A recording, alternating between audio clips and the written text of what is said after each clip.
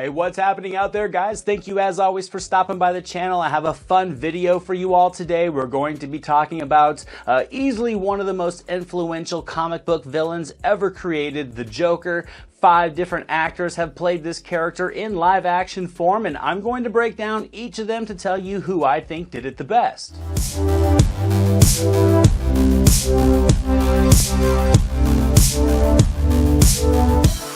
Also, just to reiterate, this list is just based on the live action performances of the Joker, so all the different actors that did the various voiceover work for the character throughout the different series are not going to be included, so let's get into this list to see who the best Joker really is. Coming in first at number 5, I had to select Cesar Romero. Into the waiting arms of Penguin's exploding octopus!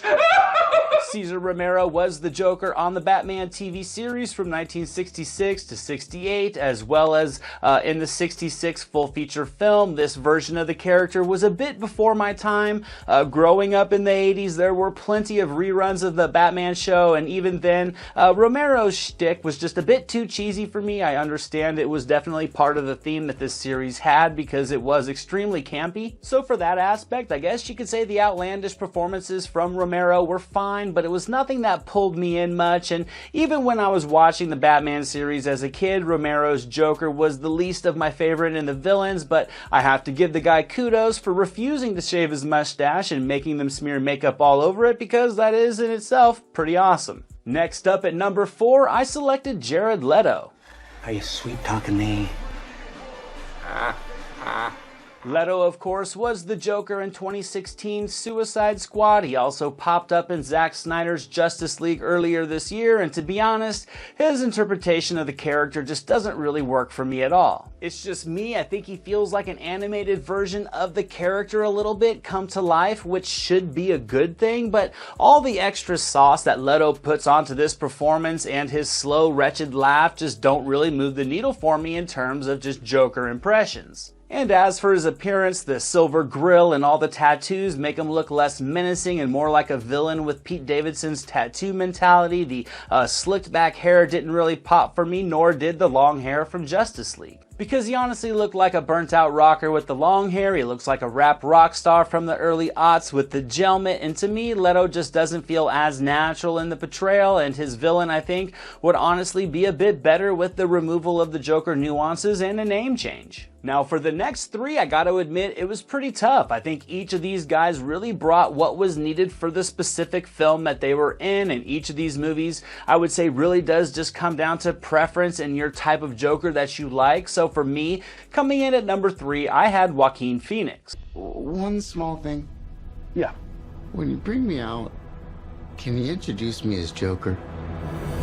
Phoenix's portrayal of Arthur Fleck, who in the finale truly becomes the Joker, was a fantastic performance. Todd Phillips' 2019 Joker was a dark and seedy character study, and I loved the film and Phoenix in it without question. Watching Phoenix descend into mental darkness and insanity was chilling to watch, and while the material was pretty good, I mean, Phoenix in the role is what made it great. He has appealing flashes of the Joker mystique and charisma, and I love the struggling laugh that Phoenix brought to the character as well. But to be honest, I need to see more of Phoenix as the Joker. He was impressive as Arthur Fleck, but to truly gauge him as the Joker, the comic book villain to Batman, I need to see more of the Clown Prince of Crime in action, battling it out mentally and physically with Batman in order to move him further up my list. That leaves us with the top 2 picks, and coming in at number 2, I have Jack Nicholson, which naturally means I have Heath Ledger at number 1, so let's just break them down together. Of course, Jack Nicholson brought us the Joker in Batman '89, and Ledger brought Joker back to the screen again in Christopher Nolan's The Dark Knight back in '08. Come on, you gruesome son of a bitch. Come to me.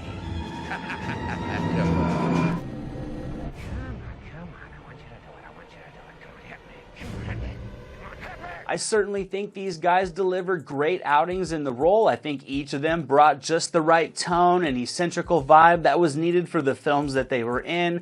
Batman '89 was just a blend of grittiness and camp, all of which Nicholson thrived in delivering. Many would say Jack Nicholson as the Joker was the true star of Batman '89. He was without question menacing and vile, but he was also eccentric and playful, and the combination was just a perfect blend to create that delightfully deranged villain for that that movie. Now, The Dark Knight brought us a Joker that was a bit more toned down and much more sadistic and contemporary, and Ledger just captured all that was needed to make this character completely fresh and unique and to his own. Which really is a testament to how good of an actor he was. Ledger's descent into this role would turn tragic in real life with his passing, and I mean, when watching him as the Joker, you can't help but feel the eerie darkness in his mind as he portrays this character. And I would say, depending on my mood, if I want something serious or lighter, Nicholson and Ledger are certainly my top tier options for seeing the Joker in action. And that's my quick little list, guys. I hope you enjoyed it. Let me know down in the comments who your favorite representations are of the Clown Prince of Crime, and be sure to be on the lookout for my next video coming soon, and also be on the lookout for a breakdown of who did the best Batman after Pattinson takes his turn in the role this spring.